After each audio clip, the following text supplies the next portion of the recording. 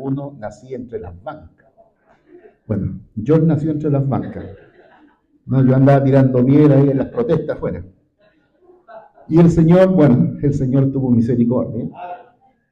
Y tiene misericordia de todos nosotros, por supuesto.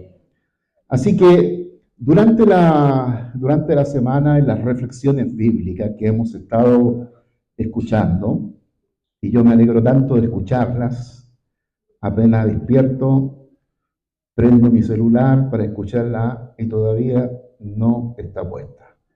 Así que tengo que esperar un poquito más para que la ponga.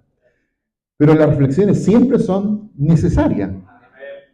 Usted se acordará las 4 acciones después que se enteró Nehemías de las noticias que habían en Jerusalén, de que los muros estaban derribados, las puertas estaban quemadas de Jerusalén, de la época, imagínense, casi unos 600, 700, no, yo diría menos, unos 400, 300 años antes de Cristo, ocurre este hecho. Y habían 4 acciones que nunca hay que olvidarse, que yo diría es el resumen del libro de Nehemías. En el capítulo 1, donde dice, cuando se enteró de todo, dice que se sentó, lloró, ayunó y oró. ¿Ah? Bueno, no importa. El orden de los factores no altera la oración. Y fíjense que es interesante porque cuando uno enfrenta una situación adversa, o la circunstancia adversa, o situaciones de repente, ¿no?, que vienen, o uno se entera de situaciones que de repente vienen, no las espera, no se están planificadas, saltan de una vez por todas, y uno puede tomar 2 actitudes, ¿no? Lo decía cuando yo hablé sobre este tema. Uno, amargarse, y amargarse generalmente uno no hace nada. Se amarga, llora, ¿por qué yo? ¿Por qué nosotros? ¿Por qué a mí? Etcétera. Todas las preguntas que uno se hace y que no le encuentra respuestas. Y la otra actitud es la que tuvo Nehemías. Se sentó. ¿Qué quiere decir se sentó? Reflexionó. Porque dice la psicología que cuando uno enfrenta situaciones adversas y está en un estado emocional alterado, es el peor momento para tomar buenas decisiones. No lo digo yo, lo dice la psicología. Y yo estoy de acuerdo con eso. Porque la verdad las cosas que uno de repente entra en un estado de oscuridad, sin saber qué hacer, qué decisión tomar. Y el copero del rey, que era como el ministro en la época, toma la actitud de sentarse. ¿Qué es sentarse en el contexto hebreo del Antiguo Testamento? Pensar. Comenzó a pensar. Y entre eso que comenzó a pensar, seguramente, ¿qué puedo yo hacer? Porque la otra actitud es, bueno, que se la arregle. Yo soy copero del rey, ministro, ¿cierto?, del rey Artajerje, ministro persa, hoy día hay otro que dirige, ¿cierto?, Persa o Irán, y puede decir, bueno, yo estoy en buena condición, mi condición económica es buena, estoy en buen lugar, etcétera, etcétera, que se la arreglen, los otros que se la arreglen. O tener también la actitud de Nehemías de decir, bueno, mi situación es cómoda, pero ¿qué yo puedo hacer por los otros? ¿Qué puedo yo hacer? Porque no siempre fue copero del rey. Recuérdense, él fue deportado también. Y era un común y corriente. Ahora, ¿cómo llegó a ser copero del rey? No lo dice el texto. Lo dice así nomás, ¡pah!, es copero del rey. Pero seguramente vivió y experimentó montones de situaciones, algunas adversas, que lo llevaron a tener la confianza de Artajerje, que los reyes medos persas de la época no eran nada de bueno, eran malazos. De hecho, los romanos aprendieron a crucificar de los persas y unas cuantas torturas de los persas. De tal manera que caerle bien a un rey como este, no solamente una persona puede tener buena actitud, buen conocimiento, buena educación, sino si quedáramos ahí, quedaríamos en los méritos humanos. Pero el texto bíblico dice que halló gracia. Y ahí ponemos toda la parte divina. Dicen que la imposibilidad humana es la posibilidad divina. Es que cuando nosotros echamos mano a todo lo que podemos ante una situación, una enfermedad catastrófica, ante la pérdida de un trabajo de años, etcétera, etcétera, y cuando tratamos de echarle mano a todo, hasta el último extremo, del pituto más cercano para conservar la pega, sin darnos cuenta que a lo mejor hay otro lugar mejor. Usted sabe que con Dios es así. Dios te saca de algo bueno por algo mejor. Porque como decimos en el buen chileno, Dios nos da punta sin hilo. Por lo tanto, la actitud de Nehemías es la actitud que todos nosotros deberíamos tener ante situaciones adversas, ante noticias que no son las mejores, tener la actitud de la reflexión. Y a nosotros nos cuesta tanto reflexionar en nuestra cultura occidental, donde la cultura es instantánea, queremos todo rápido. ¿Sí? Cafecito, está listo. No hay que tostar el grano, molerlo, filtrarlo. Hay todo un proceso. Y usted sabe que en Oriente, cuando uno va a tomar té a las casas de té, te demora como una hora que te llegue el té, porque tiene una preparación, remojar las hojas, y luego hay toda una parsimonia para que tú llegues a tomar té. Y me imagino que el café debe ser igual. Entonces, nosotros en nuestra cultura no somos dados a la reflexión, no somos dados a la meditación. ¿Sabe cómo llamaron a la reflexión y la meditación los padres de la iglesia de Oriente? Ocio santo. O sea, pensar, reflexionar no es perder el tiempo, es ganar tiempo. Es saber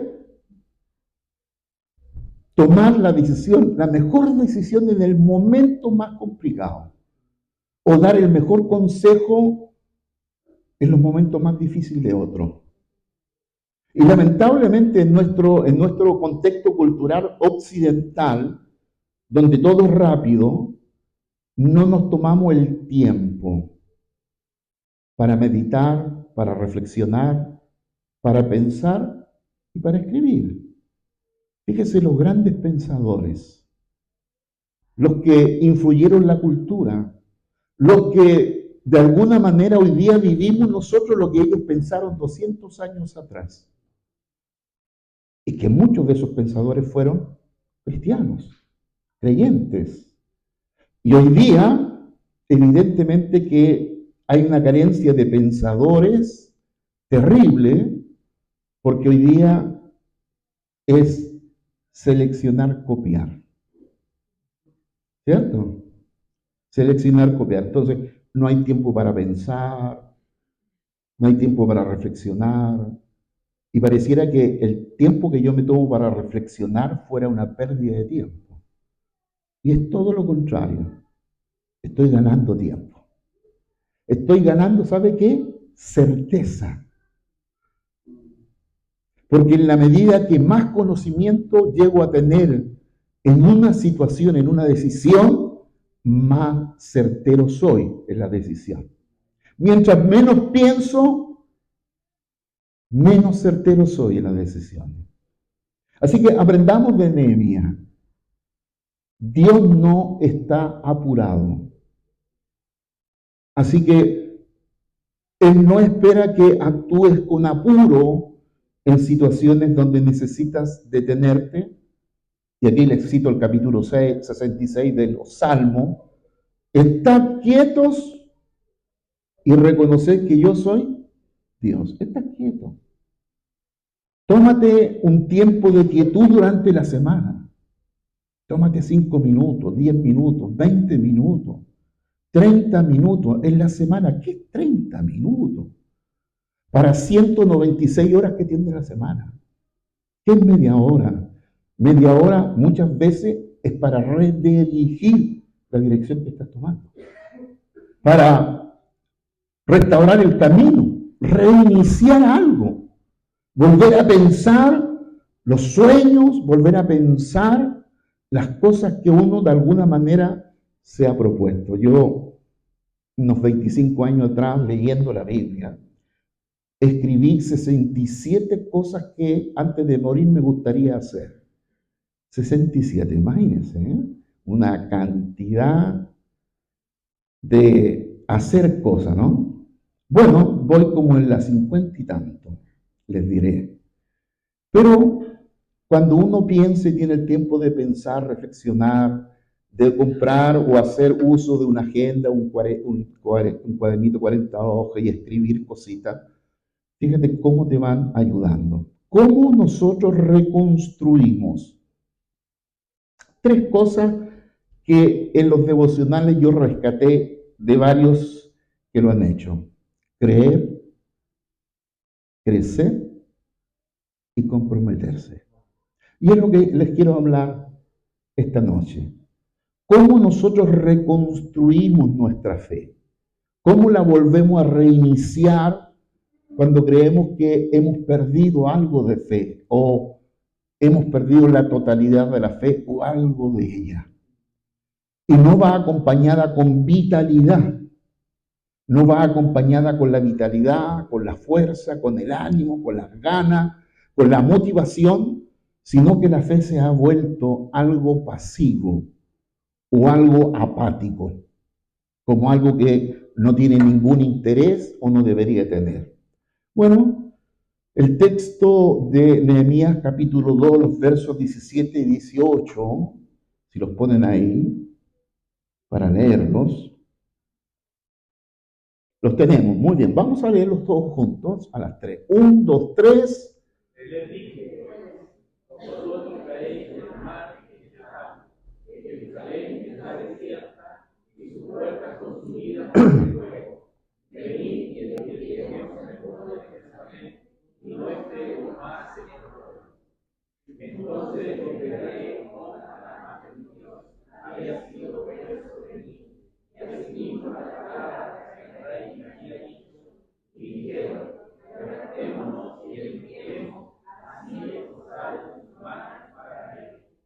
Permítame leerle en otra versión para complementar lo que ustedes leyeron.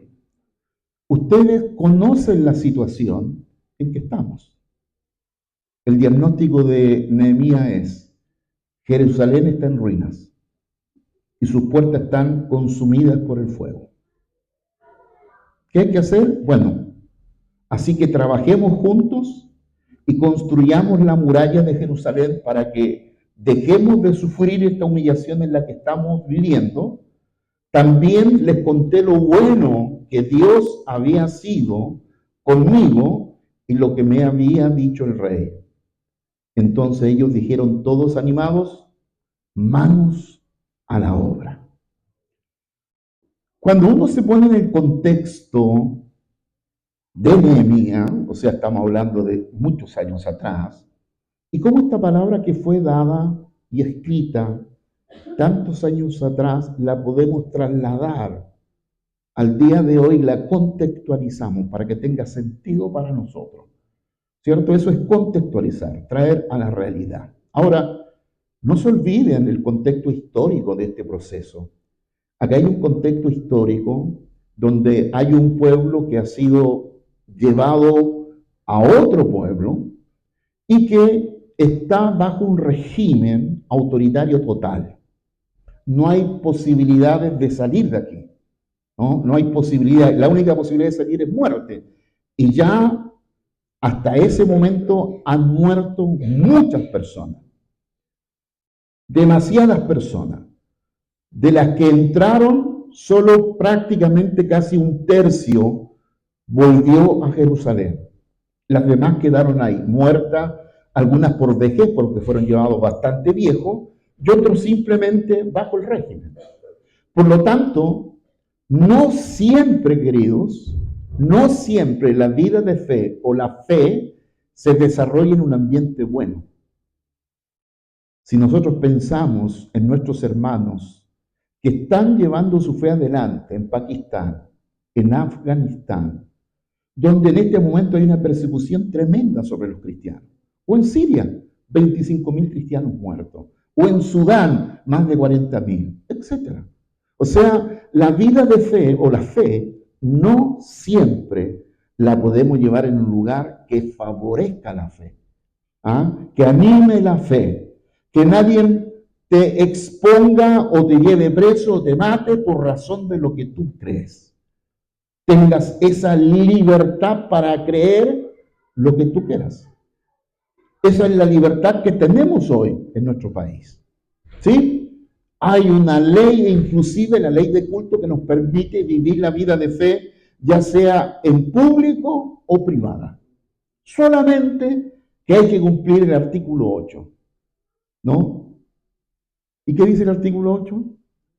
Ustedes son chilenos que han leído su constitución. Dice que no hay que hacer cosas fuera de la moral y las buenas costumbres. Por lo tanto, cuando uno piensa en cómo llevamos nuestra vida de fe el día de hoy día es un poco más de libertad para llevarla y para vivirla. Se va a poner más compleja la cosa. Desde ya se lo aviso. Cada vez es más complejo expresar lo que tú crees. ¿Sí? Cada vez se hace más complejo, sobre todo cuando tú expresas lo que tú crees, lo que la mayoría no lo cree. Lo rechaza. Y lamentablemente en la 2000 años de vida de fe o de vida cristiana, muchos han perdido la fe por sostener lo que la mayoría no creía. Y por supuesto, nuestro mismo líder dio la vida, muere en la cruz como un malhechor, asumiendo el tipo de muerte más terrible que un ser humano puede experimentar. Porque es una muerte lenta, pero de horas. Así que vivir la vida de fe en ambientes propicios, que animen, que fortalezcan, que ayuden a vivirla, será en los cielos.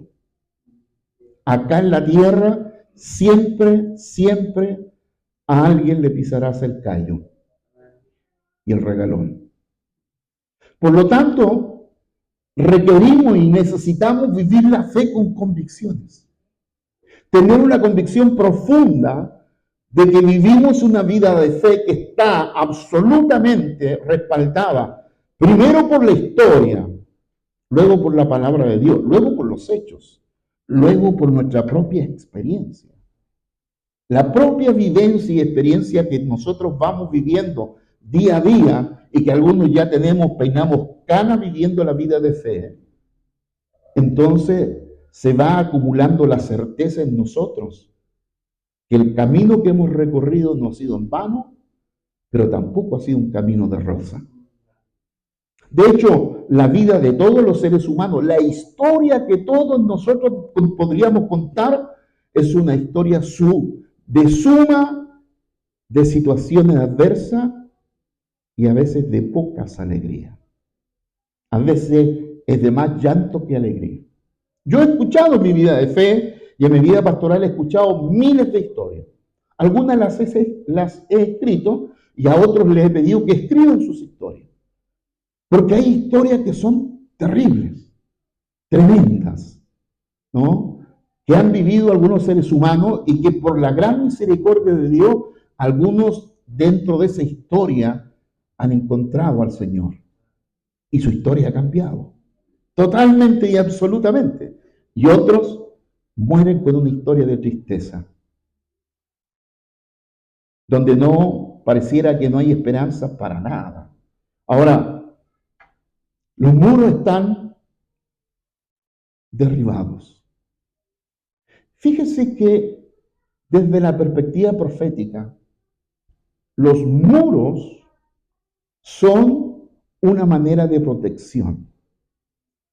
¿Protección de qué? Bueno, las ciudades, en la época en que estamos hablando, en el contexto histórico, estaban rodeadas de muros. ¿Se recuerda a Jericó? El muro era tan ancho y tan alto que podían caer 3 carros, algunos hablan de 4 carros de caballo, y podían correr por todo el entorno del muro. Fíjese lo ancho que era y lo alto que era. ¿Para qué? Para protegerse de otros pueblos, de otros enemigos. Por eso que ese muro no había ninguna posibilidad de derribarlo si Dios no lo derribaba. Y Dios lo derribó. ¿Sabe qué? Hay 2 cosas. Cuando Dios derriba los muros, quiere construir algo nuevo.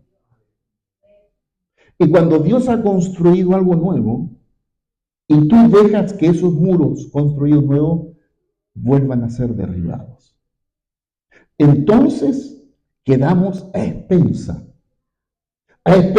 del gran enemigo que todos tenemos, el gran enemigo que todos tenemos juntos. El diablo, Satanás, la serpiente, el dragón, el pate goma, etc. No hay personaje que no tenga tantos nombres para ser citado, ¿cierto? Así que los muros, queridos, son también la moral, la ética de una sociedad, de una nación y de una familia, una persona. Cuando los muros de una sociedad se derriban, ¿y cuáles son los muros de una sociedad? Voy a nombrar uno, la justicia. Cuando la justicia de una sociedad se corrompe, ¡wow! Saquemos pasaje para otro país. Porque significa que no hay justicia. Que simplemente la injusticia se sobrepone a la justicia. Por lo tanto, si hay una oración que sí o sí la iglesia tiene que hacer, es por la justicia de nuestro país. Que el Señor, cierto, proteja la justicia, porque cuando la justicia cae en una nación, cae la moral y cae la ética de esa sociedad. Y esa sociedad se va al carajo, ¿no? Se va al tacho de la basura, porque después es la ley del más fuerte, la ley de la selva. El que tiene mejor pituto es el que sobrevive, y el resto pierde. Por eso, uno de los muros, desde la perspectiva de Nehemías, el muro era el lugar de reunión. No solo el muro era el lugar de protección, era el lugar de reunión donde se reunían simplemente los jefes tribales, los jefes de la tribu o la jefe de la ciudad del grupo, y allí había parlamento de las cosas que se podían hacer. Y cuando los muros no están, entonces tampoco está esa protección. Nosotros, queridos, cada uno de nosotros tenemos muros de protección. Dios ha puesto muros de protección. Si me puede poner Gálatas 5:1, por favor, y todos lo leemos juntos, porque cuando nosotros no cuidamos los muros, entonces pasa lo que dice Pablo Gálatas. Muy bien, todos juntos, 1, 2, 3.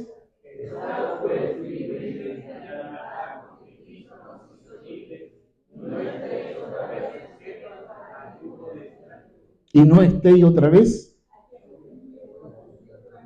sujetos al yugo. Bueno, fuimos liberados. La obra que Cristo hizo en la cruz es de libertad, de liberación. Derechamente somos libres. se nos ha vuelto otra vez la capacidad de decidir por nosotros mismos. Así que nadie tiene que influir en mi voluntad ni en mis decisiones. Yo puedo tomar mis propias decisiones. Cuando hay alguien que piensa fuera de lo normal, fuera de la chusma, del grupo, decimos, este tipo tiene cabeza propia.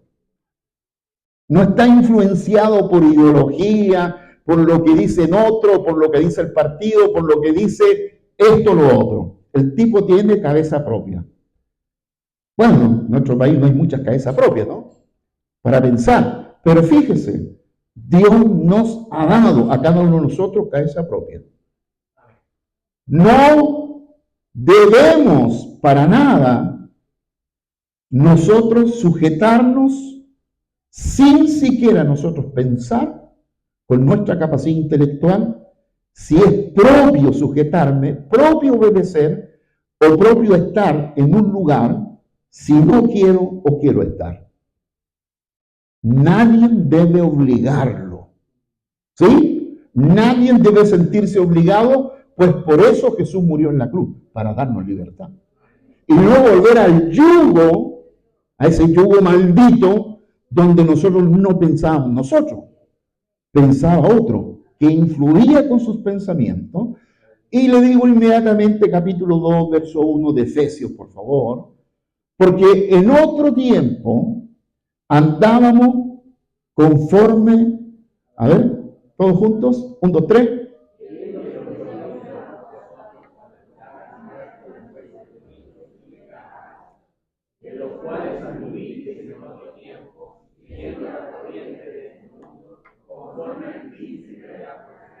Acá ahí no va. Conforme es la palabra griega para molde.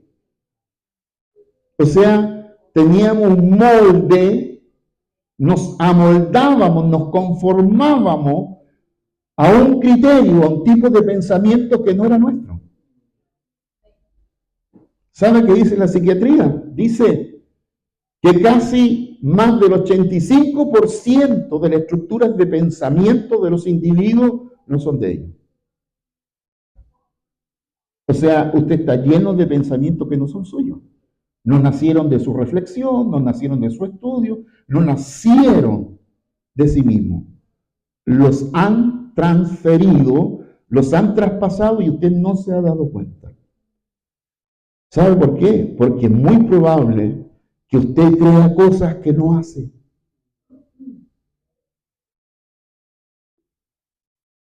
Dice creer algo que en la práctica usted no practica. Y hay una disociación entre lo que yo hago y lo que yo creo. Eso se llama un problema mental.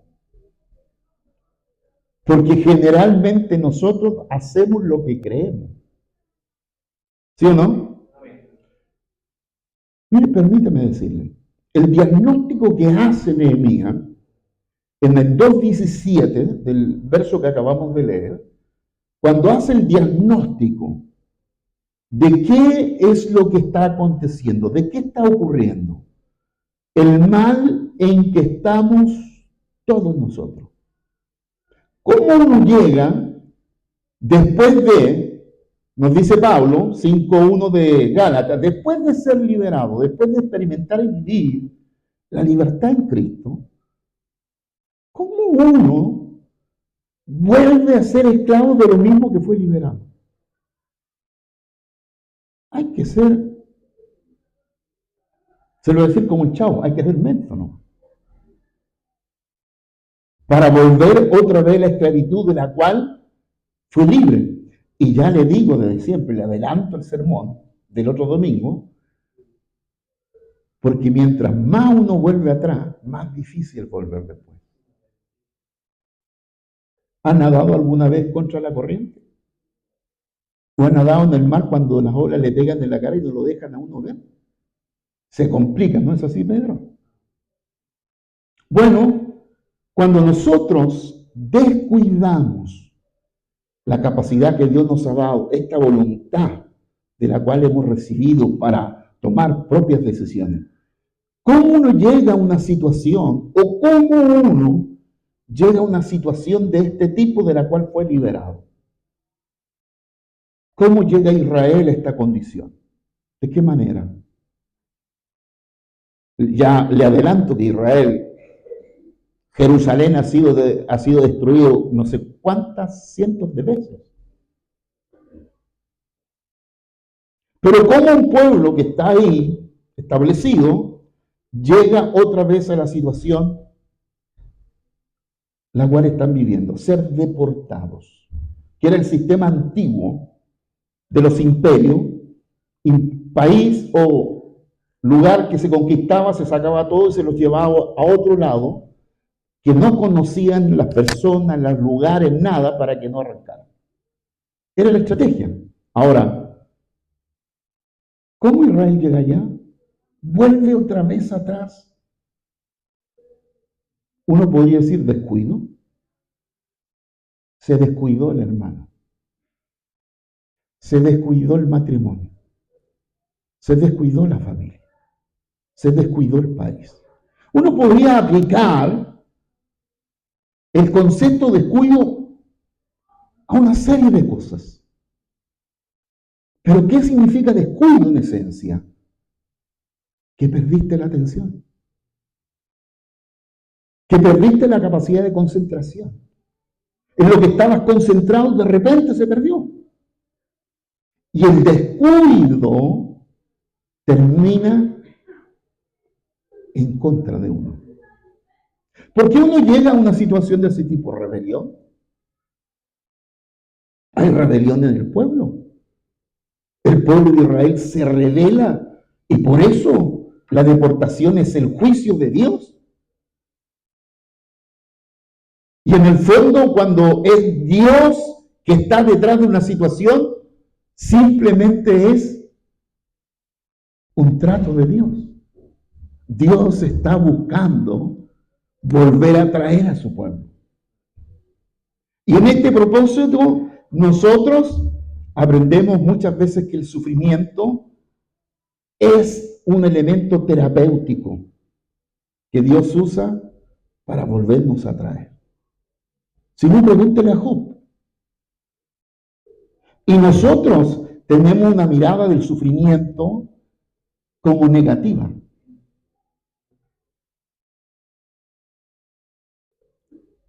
Y hay mucha gente que logra entender que el sufrimiento a veces tiene un propósito. ¿Cómo se llega otra vez? Descuido, rebelión, apatía, una falta de interés total en Dios, en su palabra, en la comunión. Ya no tiene ningún interés, es apático a todo. Después que predicaba desde el púlpito y cantaba desde el coro, dicen algunos, hoy día no quiere nada. Me aburrió la gente de la iglesia, es hipócrita.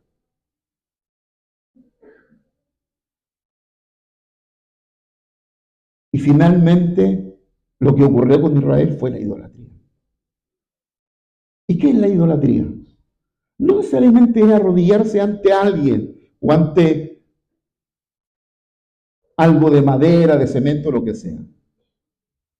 Dios se está refiriendo a la idolatría del corazón.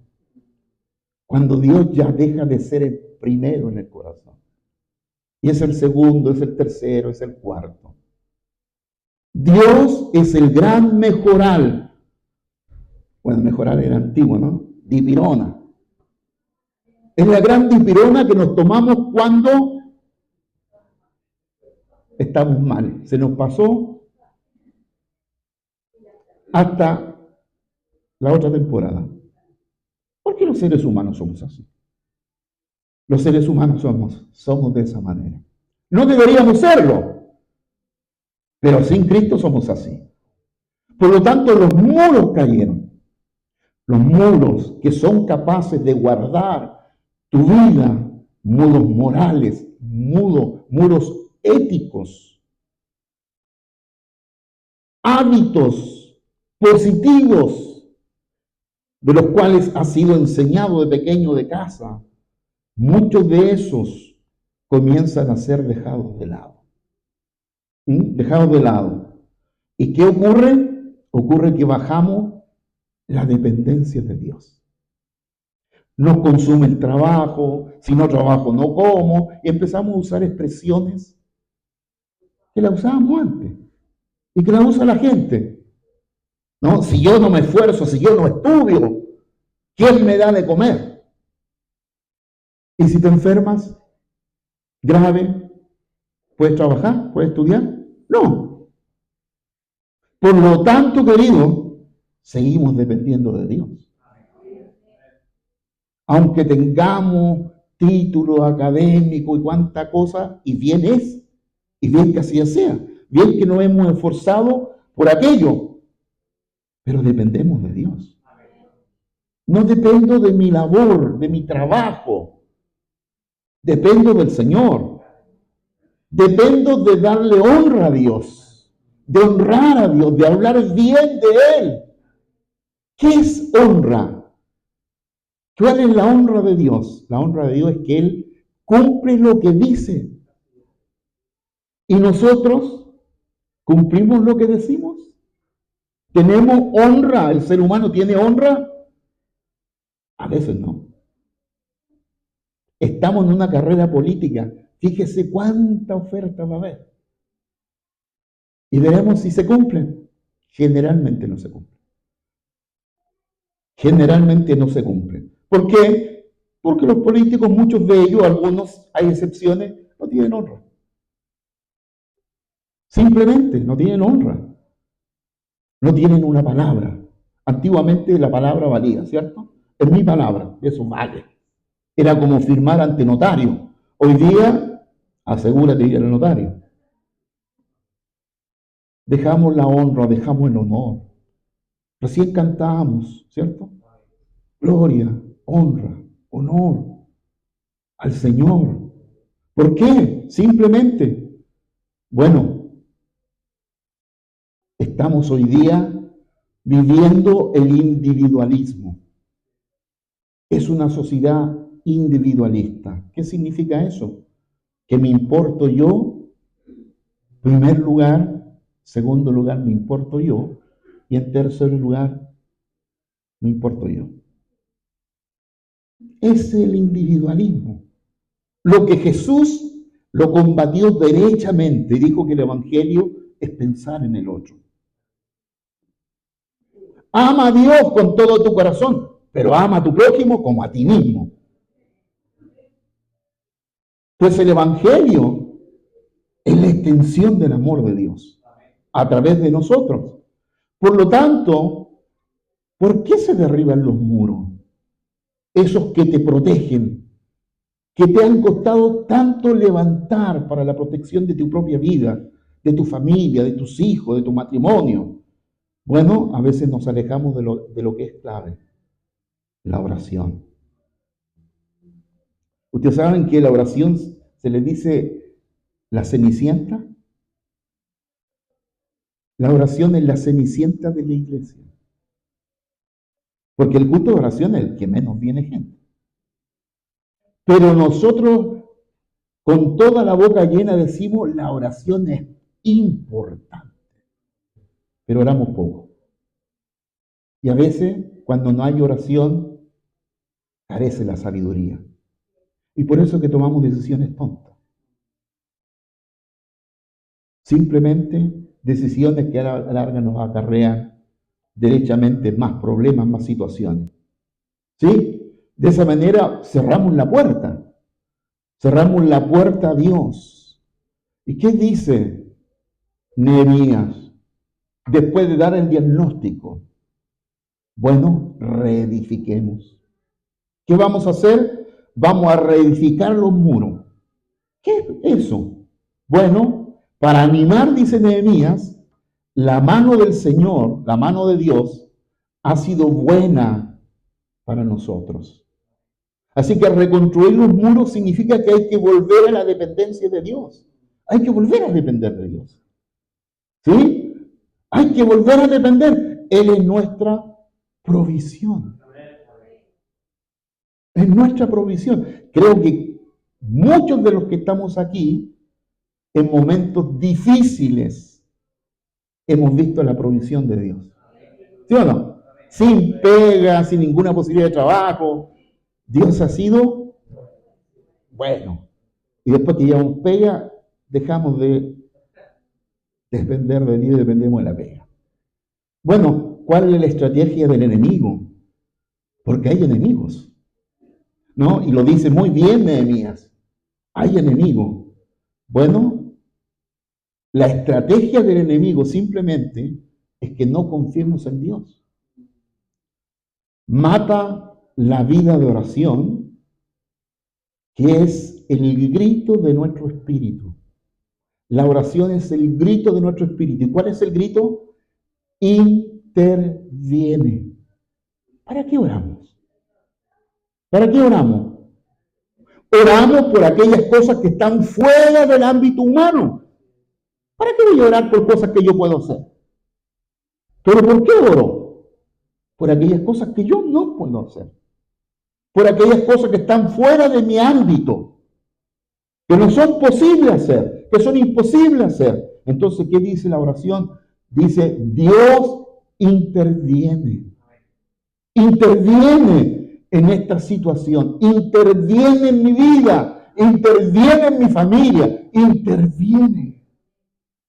La oración es el momento donde Dios interviene para llevar a cabo, ¿qué?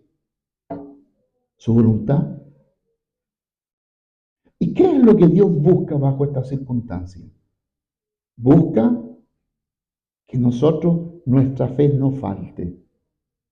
Mateo lo dice, creer. La palabra creer viene una palabrita chiquitita en el griego. Es pistis. Pistis. De ahí viene la palabra creer, fe, confianza, fidelidad. Se derivan muchas palabras de esa pequeña palabra. Y fíjese que la fe de la cual hablamos es una fe activa, que mira la provisión y la soberanía de Dios. Sí, tenemos fe ¿para qué? Para creer cosas mayores de las que yo puedo hacer. Si todo tuviera que ver con la capacidad que nosotros tenemos para ejercer cosas o ejecutar cosas, ¿para qué queremos la fe? ¿Para qué se nos dio la fe? ¿Por qué la Biblia en el Nuevo Testamento nos habla tanto de fe y en el Antiguo Testamento solamente aparece 3 veces la palabra fe? ¿Es que los del Antiguo Testamento no requerían fe? ¿Es que los del Antiguo Testamento tenían una fe parcial? No la tenían enfocada, es una fe a la monda, porque no está enfocada. Recién en el Nuevo Testamento la fe se enfoca, ¿en qué? En el verbo hecho carne. Jesucristo es nuestra fe objetiva. Nosotros no tenemos una fe etérea, no es una fe mística, misteriosa, es una fe objetiva. De alguien que pasó por la tierra, de alguien que murió, resucitó y volverá. Nuestra fe es una fe también objetiva, completa. No requiere proceso, sí, proceso para crecer. Pero nuestra fe nos permite ver la dimensión grandiosa de Dios, ver la grandeza de Dios. Olam Gadol, como dice la palabra del Antiguo Testamento, Dios es grande, es el eterno grande, más allá de toda la creación. Por lo tanto, fe para creer, pero fe para crecer. Y aquí yo creo, como profesor de niño, me doy cuenta que muchas veces en la iglesia hay mucha gente que no crece. No va a la par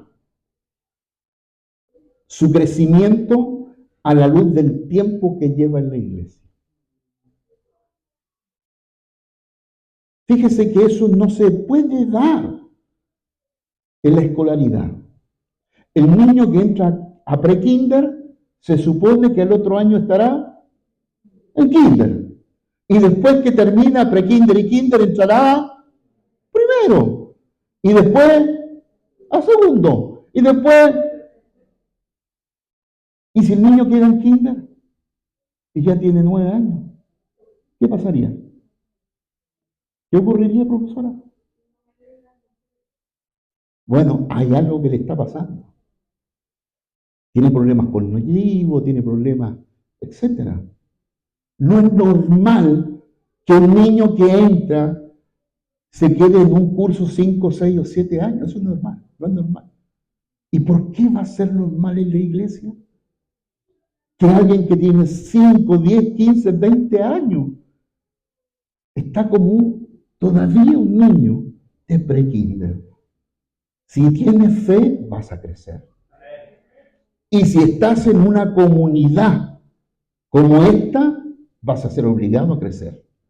Si no quieres crecer, vas a tener que ir a buscar un lugar donde no se crece. Pero aquí hay que crecer. ¿Sí? ¿Cuál es la palabra que más Pablo usa en las 13 epístolas que escribe? Crecer. Porque la vida de fe es crecer. La vida de fe es desarrollarla, extenderla a límites extremos. Por eso, cuando uno crece, madura. Y madura en la comunión con Dios, madura en la unidad entre los hermanos y avanza. Por eso yo me siento tan contento de ver todos los devocionales de los hermanos, porque uno nota el crecimiento que tienen. Yo podría haber hecho los 30 devocionales. Grupo no me falta. Los podría haber hecho yo. Total, he sido formado para predicar, he sido formado en un seminario, etcétera, etcétera, para escribir, etcétera. Pero ¿de qué manera uno puede ver el crecimiento de los hermanos si no delega en ellos responsabilidad? Y cuando uno los escucha, digo, wow, están creciendo mis hermanos. Son capaces de desarrollar el pensamiento del texto bíblico y expresar una reflexión. Aunque yo le pegué una ayudita ahí, chiquitita, pero varios expresan sus propias reflexiones. Crecer. Fe para creer, fe para crecer y finalmente fe de compromiso. ¡Wow! ¿Cómo traduce la Biblia el compromiso? Fidelidad constante. ¿Se imagina que fuéramos fieles por unos par de años, no? O como Alemania, que el matrimonio dura 8 años y después si quieren seguir, siguen. No es fidelidad forever and never, ¿no? Bueno, a veces pareciera que el compromiso con el Señor es momentáneo.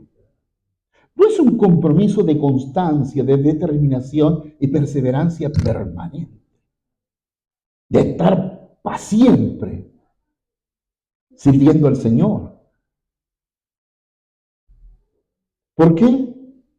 Porque vivimos en la sociedad del cero compromiso.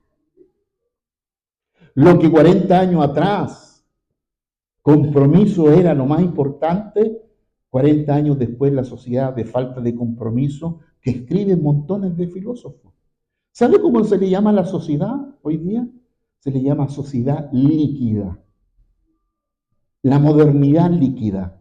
Un filósofo austriaco, Neumann, que radicó muchos años en Argentina, escribió la modernidad líquida. ¿Qué significa la modernidad líquida? Que usted se adapta a cualquier molde. El agua, si el vaso es cuadrado, ¿cómo queda el agua? Cuadrado. Son inteligentes ustedes. ¿Y si el vaso es redondo? Redondo. El líquido se adapta al molde. Esta sociedad modernidad líquida, se adapta al molde que le ponga. No se resiste al molde, se adapta. ¿Y qué nos dice la Biblia? ¿Que hay que adaptarse al molde o resistirse? ¡No os conforméis!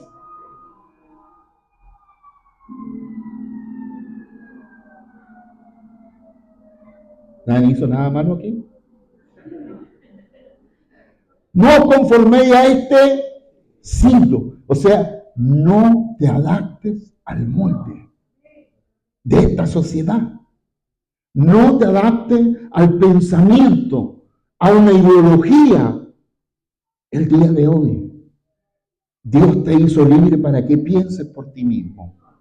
Y te ha dado las capacidades de creer, crecer y comprometerte con aquellos que tú consideras, tu voluntad considera que es bueno comprometerse. No estás obligado. Querido, en los 52 días del muro, 52 días que duró la construcción del muro, fue terminado. A pesar de las burlas y amenazas de Tobías y compañía, ¿cierto? Y el árabe por ahí también. El pueblo perseveró sin desviarse y sin perder el foco. La distribución y la oposición no deben hacernos abandonar la obra que Dios nos encomendó. El compromiso se puede, prueba la tenacidad y la entrega constante que tenemos delante de Dios. ¿Cómo dice el apóstol Pablo para terminar? Dice que nuestra fe tiene que ser probada. Y luego que es probada, uno es declarado aprobado. ¿Quién es aprobado? El que pasa la prueba. El que pasa la dificultad. El que es capaz de pensar, reflexionar para tomar las mejores decisiones. Y si no soy capaz de tomar las buenas decisiones, bueno, hay consejeros. En la iglesia se llaman pastor. Los pastores están formados y preparados para aconsejar, para dar un consejo en un momento determinado, en una situación determinada, para que la decisión que usted tomó y que no le achuntó, teniendo la posibilidad de pedir consejo. Hay consejos que lo nublan más a uno, ¿no? Pero hay otros que te aclaran. Hay otros que aclaran. Porque cuando una persona está en una situación inmerso, muchas veces es incapaz de ver objetivamente la situación. Y alguien que está fuera de esa situación puede ser mucho más objetivo en la dirección. Creer, crecer y compromiso. Nos da el carácter de la permanencia. El carácter de permanecer, que de repente uno puede ver como dificultosa la situación y ¡pum!, sale pegando. Bueno, Dios nos ha dado carácter para resistir. Para resistir hasta el final. Hasta que uno entregue la misión que el Señor te dio, entonces ha terminado tu misión. Con dificultades, sin duda. Con deseos de tirar la toalla, vaya que sí. Pero Dios nos ha dado la fuerza. Dios ha sido fiel para darnos la capacidad de persistir determinado, que lo que Él nos habló a los 17 años, a la orilla del mar, sobre un bote a las 7 de la mañana, 17 años, imagínense. Durante toda esta vida la ha ido viendo cumplir lo que Dios ha prometido. Él es fiel. Él es fiel. Padre, te damos gracias. Sí, Señor. Gracias, gracias, gracias. Tú no solo eres fiel,